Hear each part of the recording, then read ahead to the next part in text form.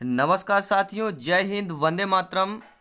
स्वागत करते हैं आपके अपने YouTube चैनल आपका अपना परिवार रॉकिंग इन्फॉर्मेशन एग्जाम वॉरियर्स। मैं आपके साथ विजय सर। दोस्तों, बात करेंगे बाल विकास पेडागोजी यानी मनोविज्ञान का खजाना पिटारा आ चुका है। यही प्रश्न आने वाले हैं, यहीं से प्रश्न आते, चाहे जूनियर की बात करें चाहे सीनियर की बात करें। ठीक साथियों, चाहे प्राइमरी टीचर की बात करें चाहे मिडिल की बात करें, ये 1000 MCQ आपके लिए वेरी वेरी मोस्ट इंपॉर्टेंट होने वाले हैं। मनोविज्ञान का खजाना है और प्रत्येक सेट पर 30 क्वेश्चन लेके आते हैं। ठीक है, तो 30 क्वेश्चन ये भी रहने वाले हैं। तो 30 क्वेश्चन में आप लोगों कितना स्कोर कर पाते हैं हमें कमेंट करके जरूर बताएं। चलिए आइए पहला क्वेश्चन देखते हैं।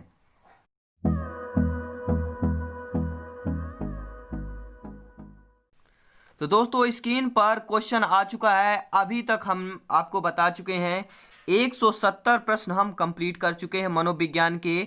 ठीक है, यानी फिजिकोलॉजी के, बाल विकास पेडागोजी के। और 171वां नंबर क्वेश्चन है, एक अध्यापक की दृष्टि से कौन सा कथन सर्वोत्तम होगा। यानी अध्यापक की दृष्टि से यह कथन कौन सा सर्वोत्तम होगा। कुछ बच्चे सीख सकते हैं, प्रत्येक बच्चा सीख सकता है, बहुत कम बच्चे सीख सकते हैं, अधिकतर बच्चे सीख सकते हैं। अगर एक अध्यापक के तौर पर हमें कमेंट करके बताएं कि आपके 10 से सर्वोत्तम कथन कौन सा होगा, तो राइट आंसर क्या हो जाएगा?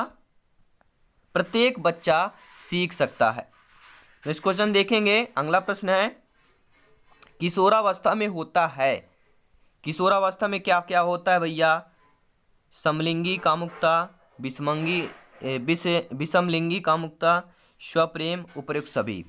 तो राइट आंसर क्या हो जाएगा? उपर्युक्त सभी हो जाएगा। नेक्स्ट क्वेश्चन देखते हैं। अगला प्रश्न है, परिपक्वता शब्द का सर्वप्रथम प्रयोग निम्न में से किस मनोवैज्ञानिक द्वारा किया गया था? जो परिपक्वता शब्द है सर्वप्रथम यानी कि पहली बार जो है, पहली बार प्रयोग कौन से वैज्ञानिक द्वारा किया गया था? व्हाइट द्वारा, गोशेल द्वारा, जर्सील द्वारा या आइजैक द्वारा? किसके द्वारा किया गया था? परिपक्व शब्द का सर्वप्रथम प्रयोग किस वैज्ञानिक द्वारा किया गया था? किस मनोवैज्ञानिक द्वारा किया गया था? राइट आंसर हो जाएगा गेसेल द्वारा किया गया था। नेक्स्ट क्वेश्चन देखेंगे, किन ग्रंथियों के विकास से बालक के संवेगात्मक व्यवहार में परिपक्वता आती है? यानी कौन सी ग्रंथि में अगर विकास हो जाए बालक के, किस उसके उसके जो है संवेगात्मक व्यवहार में परिपक्वता आ जाए?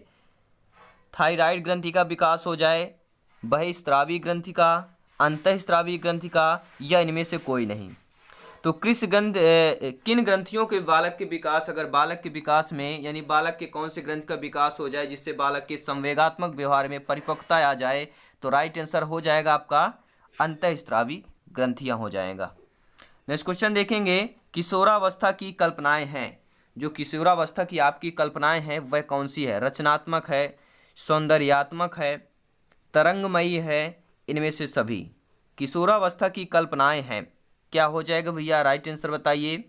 किशोरावस्था की कल्पनाएं रचनात्मक भी होती हैं, सौंदर्यात्मक भी है, तरंगमयी भी है, यानी कि उपर्युक्त सभी हो जाएगा।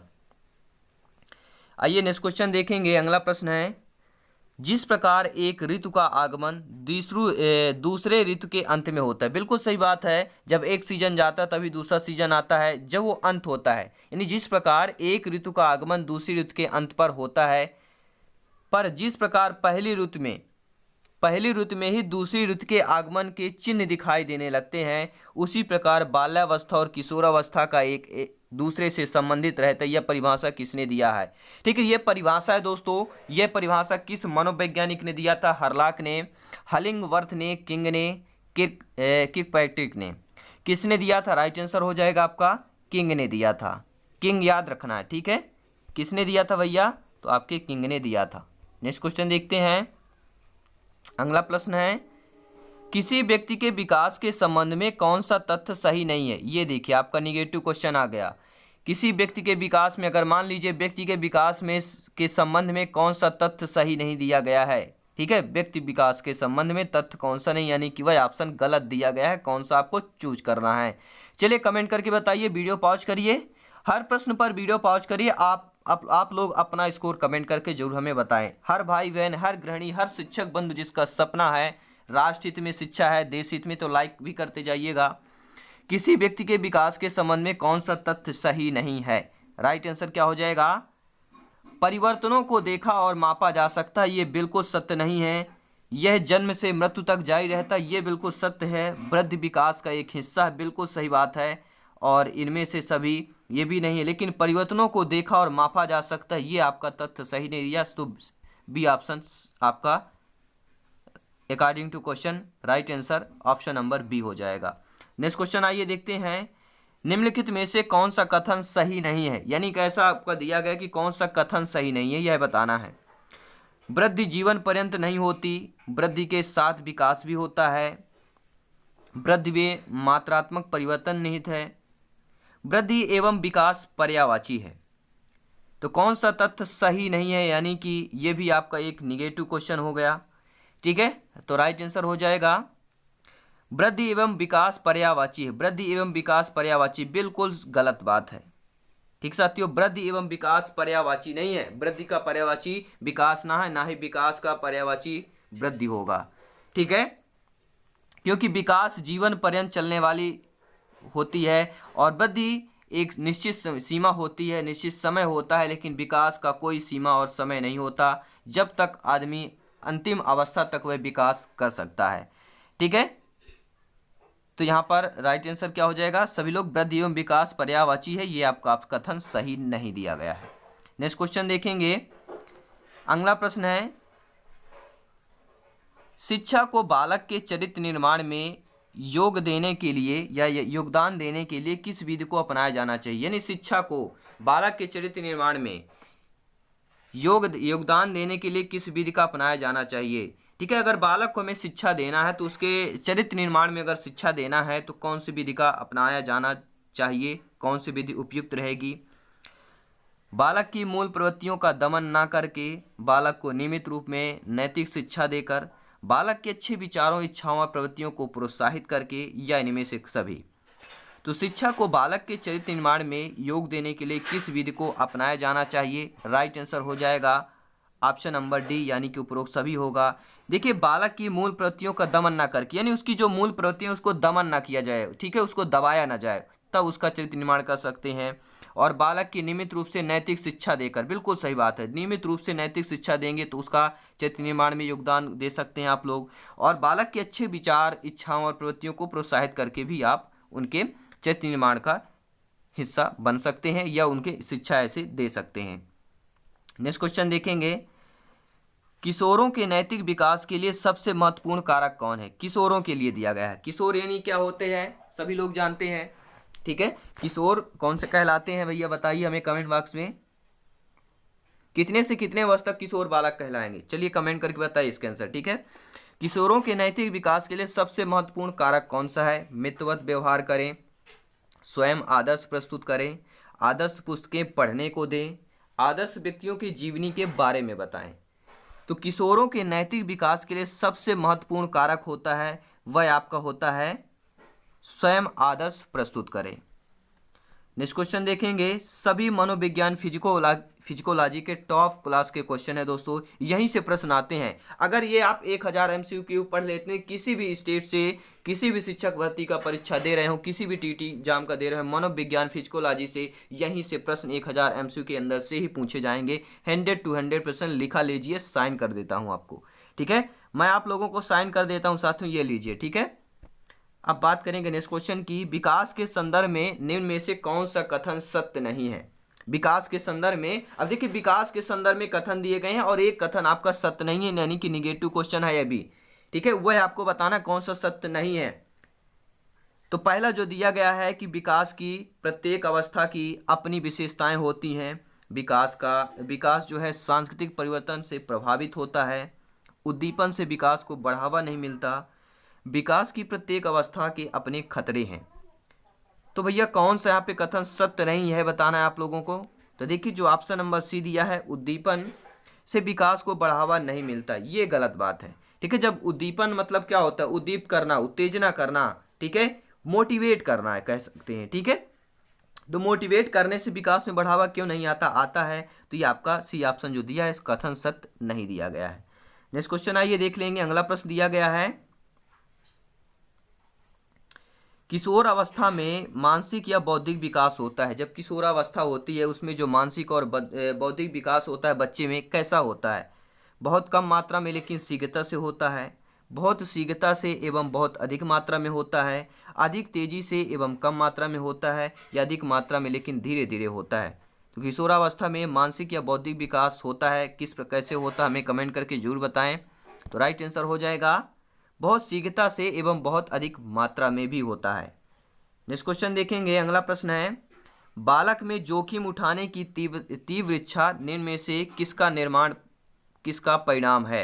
यानी बालक में जो जोखिम उठाने की, ठीक है, तीव्र इच्छा जो होती है निम्न में से कौन सा परिणाम है? मूल प्रवृत्ति का परिणाम है, उपलब्धि अब की प्रेरणा का है, उद्दोलन का है, या विशिष्ट अंतर्मनोद का है? किसका भैया परिणाम है?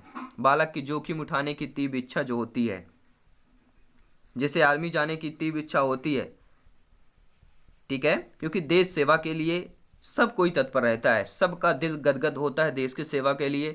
जितने भी बच्चे होते हैं जब ट्वेल्थ में जाते हैं, जैसे वह 15-16 साल का कोई भी स्टूडेंट होता है, आजकल हर भाई हो चाहे बहन हो, सब लोग इंडियन आर्मी में ज्वाइन होना चाहते हैं। उसका यही कारण है, ठीक है, तीव्र इच्छा जिसे बोलते हैं। तो इसका राइट आंसर क्या हो जाएगा साथियों? राइट आंसर होगा उपलब्ध अभिप्रेरणा होगा। ठीक है, नेक्स्ट क्वेश्चन देखेंगे। बालकों में हड्डियों के बड़े होने की प्रक्रिया को कहते हैं। यानी बालक में जब हड्डियों का जो क्रिया होती है बढ़ने की या बड़े होने की प्रक्रिया को क्या कहा जाता है? अस्थि विकास कहा जाता है, अस्थि निर्माण कहा जाता है, अस्थि विवृद्धि कहा जाता है, या अस्थि पर कैल्शियम का जमना कहा जाता है? Very very most important question है और नॉर्मली क्वेश्चन है। हम लोग जानते हैं, ऐसे नॉर्मल में बात कर लेंगे तो जान जाते हैं, लेकिन यही जब क्वेश्चन प्रश्न में आ जाते हैं, एग्जाम में आते हैं, तो हम लोग क्या करते हैं? गड़बड़ाने लगते हैं। ठीक है, तो इसका राइट आंसर चलिए हम आप लोगों को बता देते हैं, अस्थि निर्माण कहलाएगा। ठीक है, दिखने में तो सभी ऑप्शन आपको सही लगेंगे, लेकिन जो करेक्ट होगा वो अलग ही होता है। ठीक है, डिफरेंट होता है औरों से। नेक्स्ट क्वेश्चन है, मस्त का क्या लिखा है यहाँ पे?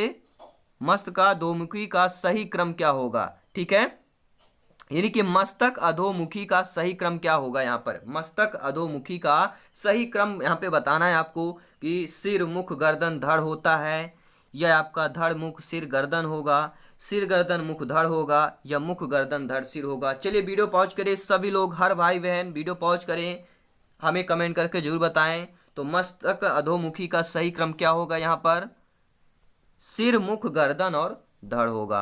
ठीक है, पहले सिर ऊपर होगा, फिर मुख होगा, फिर गर्दन होगा, धड़ यानी कि पूरा गर्दन के ऊपर हिस्सा। ठीक है, नेक्स्ट क्वेश्चन देखेंगे।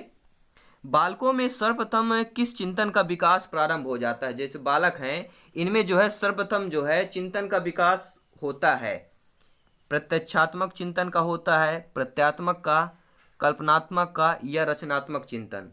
तो जो बालक होते हैं सर्वप्रथम जो है किस चिंतन का इनमें विकास प्रारंभ हो जाता है? राइट आंसर हो जाएगा प्रत्यक्षात्मक चिंतन हो जाएगा। नेक्स्ट क्वेश्चन देखेंगे। किशोरावस्था की सबसे महत्वपूर्ण चुनौती कौन सी होती है? ठीक है, किशोरावस्था की सबसे महत्वपूर्ण चुनौती आपको बताना है। किशोर द्वारा स्वयं की पहचान बनाना, विपरीत सेक्स के प्रति अपनी सामंजस्य स्थापित करना, स्वच्छंदताओं पर नियंत्रण करना, या शारीरिक परिवर्तनों को समझना। तो राइट आंसर क्या हो जाएगा? चलिए कमेंट करके बताइए हमें। किशोरों द्वारा स्वयं की पहचान बनाना ही सही होगा, यानी कि A option is the right answer हो जाएगा। दोस्तों, मनोविज्ञान का पिटारा आ चुका है, खजाना आ चुका है। जिसको लूटना हो भैया लूट लो, खजाना लूट लो। मनोविज्ञान का पेडागोजी का खजाना है, जिससे लूटता बनते हो, जिससे ज्ञान अर्जित करना हो तो कर लीजिएगा। ठीक है, पीडीएफ फाइल आपको फ्री में मिल रही है। Telegram channel, WhatsApp group join कर लीजिएगा, लिंक आपको हम वीडियो के डिस्क्रिप्शन में दे देंगे। ठीक है, और बात करेंगे अगले प्रश्न की कि बालकों पर माता पिता की अंतिम संरक्षण वाली जो भूमिका का निम्न में से कौन सा प्रभाव पड़ता है? जो बालक पर माता पिता की, ठीक है, अति संरक्षण वाली जो भूमिका होती है, यानी बच्चा हमारा सेव रहे, बहुत ज्यादा सोचते हैं कि हमारा बच्चा कहीं बिगड़ ना जाए, ये ठीक है ना, अति संरक्षण वही कहलाता है। ठीक है ना, सबसे ज्यादा संरक्षित करना जो वाली भूमिका होती है, कौन उनके जो भूमिका करने पर माता पिता के बच्चे पर क्या प्रभाव पड़ता है, ये क्वेश्चन है। तो बालक में अति क्या होता है? आश्रितता के लक्षण उत्पन्न होते हैं, या बालक के व्यक्तित्व का विकास उत्तम प्रकार का होता है, बालक में सूझ का जल्दी विकास होता है, या बालकों में मानसिक परिपक्वता का तीव्र विकास होता है? चलिए राइट आंसर बताइए। मनोविज्ञान है, फिजिकोलॉजी है भैया, बहुत ही अच्छा प्रश्न है। चलिए कमेंट करके बताएं। राइट आंसर क्या हो जाएगा?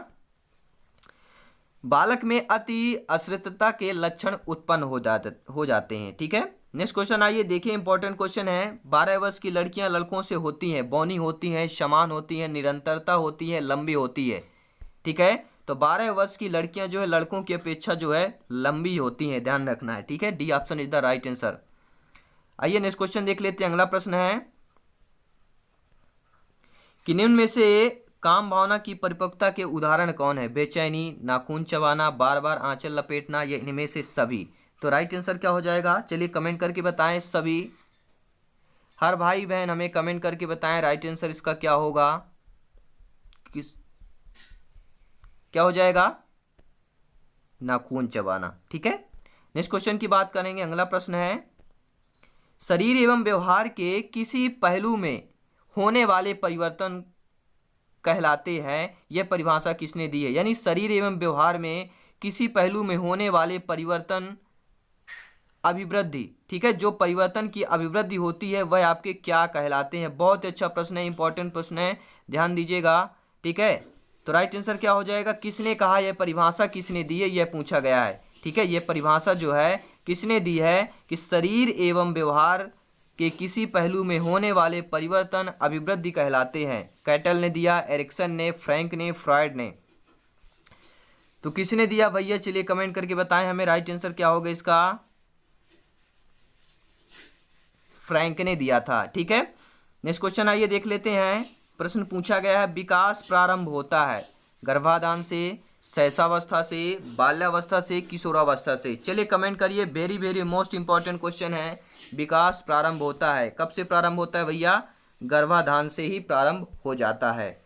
नेक्स्ट क्वेश्चन है कौन सा कथन अभिवृद्धि के संबंध में असत्य दिया गया है? यानी कि असत्य कथन दिया गया, गलत दिया गया, तो ये भी आपकी निगेटिव कैटेगरी में क्वेश्चन आ जाएगा। तो कौन सा कथन अभिवृद्धि के संबंध में असत्य दिया गया है? चलिए आइए कथन पढ़ते हैं।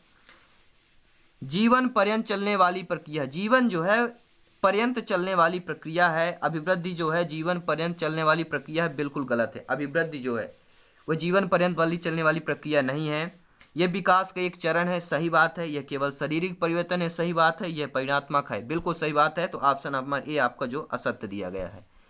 नेक्स्ट क्वेश्चन आइए देखेंगे। अगला प्रश्न है शरीर के गुणात्मक परिवर्तन को कहते हैं, जो हमारे शरीर के गुणात्मक परिवर्तन जब आते हैं तो उन्हें क्या कहते हैं? अभिवृद्धि कहते हैं, विकास, अभिक्षमता, अधिगम क्षमता। ठीक, क्या कहेंगे भैया? चलिए कमेंट करके बताइए। हर भाई बहन, हर गृहिणी, हर शिक्षक बंधु, हर अध्यापक अध्यापिका कमेंट करके बताएं राइट आंसर क्या होगा भैया।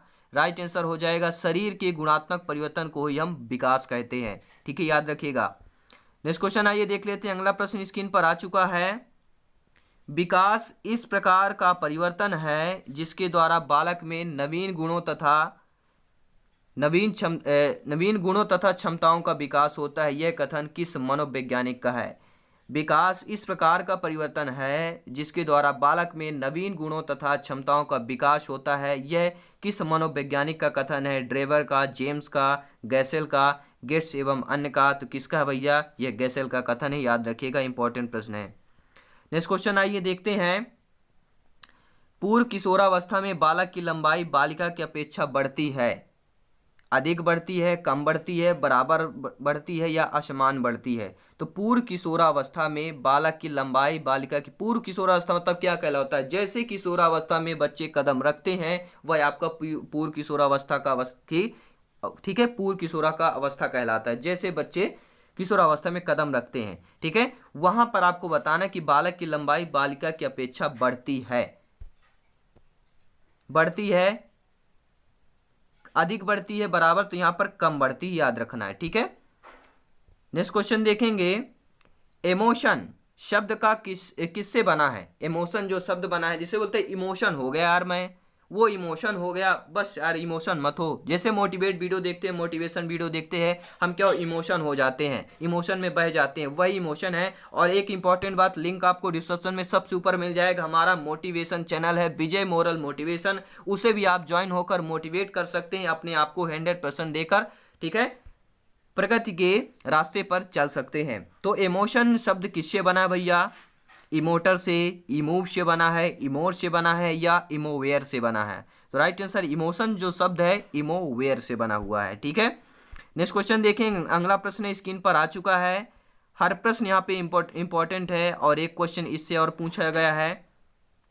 जो इमोवेयर है शब्द कौन सी भाषा का है? ठीक है, इमोशन शब्द इमोवेयर से बना है, लेकिन यह एक भाषा कौन सी भाषा का है? फ्रेंच का है, लैटिन का है, जर्मनी का है, अमेरिका का है? तो राइट आंसर क्या हो जाएगा? चलिए कमेंट करके बताइए भैया। अगर आपको पता हो तो कमेंट जरूर कर सकते हैं, नहीं पता फिर भी आप एक प्रैक्टिस के तौर पर कमेंट कर सकते हैं। तो इमोवेयर आपका लैटिन भाषा का शब्द है। नेक्स्ट क्वेश्चन आइए देखते हैं। अगला प्रश्न स्क्रीन पर आ चुका है। क्वेश्चन यह पूछा गया है, आपका इंपॉर्टेंट क्वेश्चन है।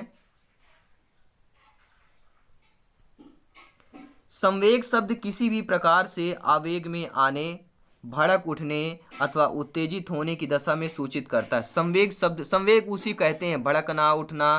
ठीक है, जो हमारे मन के अंदर, ठीक है, मन गढ़ंत से बोलते हैं शक्ति होती है, वही आपका संवेग कहलाता है।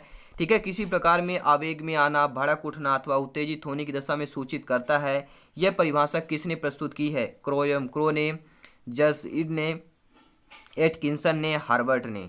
तो राइट आंसर क्या हो जाएगा? जर्सीड ने यह परिभाषा प्रस्तुत की है कि संवेग शब्द किसी भी प्रकार के से आवेग में आने, भड़क उठने अथवा उत्तेजित होने की दशा को सूचित करता है। यानी कि संवेग ही है वो जो हमारे माइंड में सूचित कर देता है। ठीक है, और 200 नंबर क्वेश्चन है। अभी तक आज हमने 200 क्वेश्चन कंप्लीट कर लिए हैं आपके। ठीक है, क्वेश्चन यह है कि लड़कों की अपेक्षा लड़कियों में रटने की क्षमता होती है। लड़कों की अपेक्षा लड़कियों में रटने की क्षमता होती है, कम होती है लड़कियों में समान होती है, अधिक होती है, निश्चित होती है। तो लड़कों की अपेक्षा लड़कियों में रटने की क्षमता जो हो अधिक होती है, याद रखना बी ऑप्शन। तो हर भाई बहन, तो हर बहन के लिए इंपॉर्टेंट है भैया। हर बहन यहाँ पे लड़कियाँ होंगी। ठीक है, तो उनमें ज़्यादा है, भाइयों से ज़्यादा बहनों में होता है, याद रखिएगा। ठीक है, यानी हर लड़कों की अपेक्षा लड़कियों की रटने की क्षमता अधिक होती है। तो हर गृहिणी के लिए ये बेनिफिट है। ठीक है, तो आप बिल्कुल देखिए समझ कर जाइए, बेनिफिट लेके जाइए। और चैनल पे पहली बार आए तो हमें जहाँ पे सब्सक्राइब कर लीजिएगा और बेल आइकन प्रेस कर लीजिएगा। यहाँ पे प्लेलिस्ट मिलेगा सभी सब्जेक्ट की। ठीक है, आपको प्लेलिस्ट मिल जाएगी। तो बेहतरीन प्रिपरेशन करिए और सब्सक्राइब का बटन यहाँ पे होता है तो क्लिक करेंगे और बेल आइकन जरूर प्रेस करें ताकि लेटेस्ट नोटिफिकेशन आप तक मिलता रहे। ठीक है साथियों, चलिए मिलते हैं नेक्स्ट क्लास में। धन्यवाद, जय हिंद, वंदे मातरम। हंसते रहिए, मुस्कुराते रहिए। आप सभी के माता पिता को मेरा प्रणाम कहिएगा। जय हिंद, वंदे मातरम। साथियों मिलते हैं नेक्स्ट क्लास पर। धन्यवाद।